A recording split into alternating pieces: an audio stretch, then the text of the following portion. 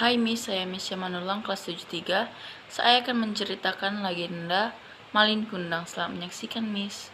Malin Kundang. Zaman dahulu kala, ada sebuah cerita di sebuah perkampungan nelayan pantai air manis di Padang, Sumatera Barat. Ada seorang ibu bernama Mande Rubaya yang hidup bersama anak laki-lakinya yang bernama Malin Kundang. Mande Rubaya sangat menyayangi dan memanjakan Malin Kundang. Malin Kundang kemudian tumbuh menjadi seorang anak yang rajin dan penurut.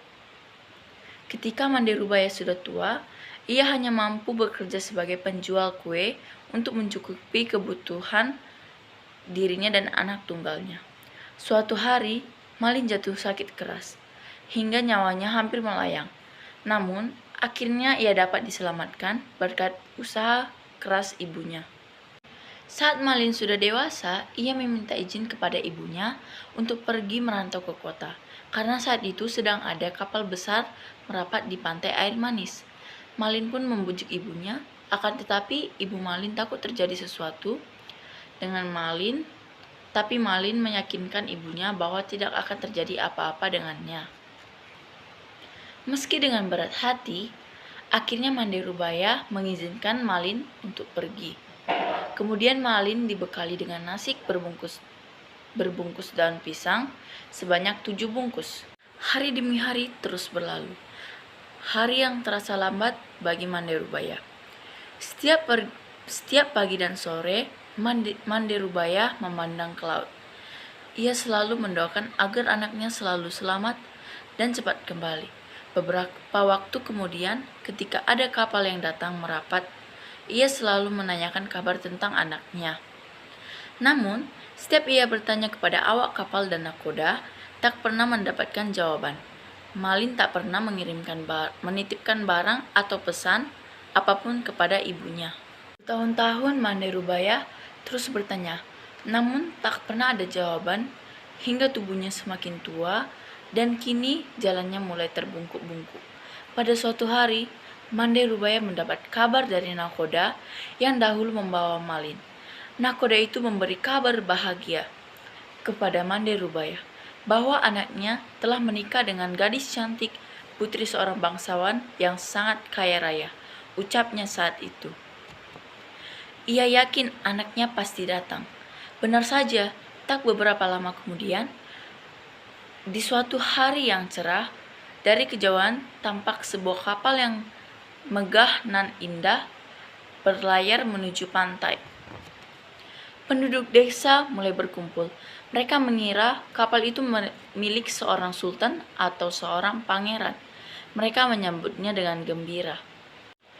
Ketika kapal itu mulai merapat, terlihat sepasang anak muda berdiri di anjungannya. Pakaian mereka berkilauan terkena sinar matahari. Wajah mereka cerah dihiasi senyum karena bahagia disambut meriah. Belum sempat para sesepupu kampung menyambut. Ibu Malin terlebih dahulu menghampiri Malin. Ia langsung memeluknya erat karena takut kehilangan anaknya lagi. Malin terkejut karena dipeluk perempuan tua renta yang berpakaian compang-camping itu. Ia tak percaya bahwa perempuan itu adalah ibunya. Sebelum dia sempat berpikir berbicara, istrinya yang cantik itu meludah dan berkata, "Perempuan jelek inikah ibumu?" Mendengar kata-kata pedas istrinya, Malin langsung mendorong ibunya hingga tergulir ke pasir. Mande Rubaya tidak percaya akan perilaku anaknya. Ia jatuh terduduk sambil menangis. Malin Kundang tak memperdulikan ibunya. Dia tidak akan mengakui ibunya. Ia malu kepada istrinya melihat perempuan itu bersujud hendak memeluk kakinya. Malin langsung menendang ibunya. Perempuan tua itu terkapar di pasir, menangis dan sakit hati. Orang-orang yang melihatnya ikut terpana dan kemudian pulang ke rumah masing-masing. Mande Rubaya pingsan dan terbaring sendiri. Ketika ia sadar, pantai air manis sudah sepi. Dilihatnya kapal Malin semakin menjauh. Ia tak menyangka Malin yang dulu disayangi tega berbuat demikian. Hatinya perih dan sakit. Lalu tangannya diangkat ke langit dan berdoa, memohon keadilan kepada Tuhan. Tak lama kemudian, cuaca di tengah laut yang tadinya cerah mendadak berubah menjadi gelap. Hujan tiba-tiba turun dengan teramat lebatnya. Tiba-tiba datanglah badai besar menghantam kapal Malin Kundang. Lalu sambaran petir yang menggelegar. Saat itu juga kapal hancur berkeping-keping. Kemudian terbawa ombak hingga ke pantai. Esoknya, saat matahari pagi muncul di ufuk timur, kapal yang telah menjadi batu, itulah kapal Malin Kundang. Tampak sebongkah batu yang menyerupai tubuh manusia, itulah tubuh Malin Kundang, anak durhaka yang dikutuk. Yang dikutuk ibunya menjadi batu karena telah durhaka.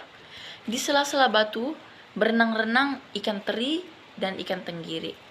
Konon, ikan itu berasal dari serpihan tubuh sang istri yang terus mencari Malin Kundang. Sekian cerita legenda Malin Kundang dari saya, Miss. Terima kasih.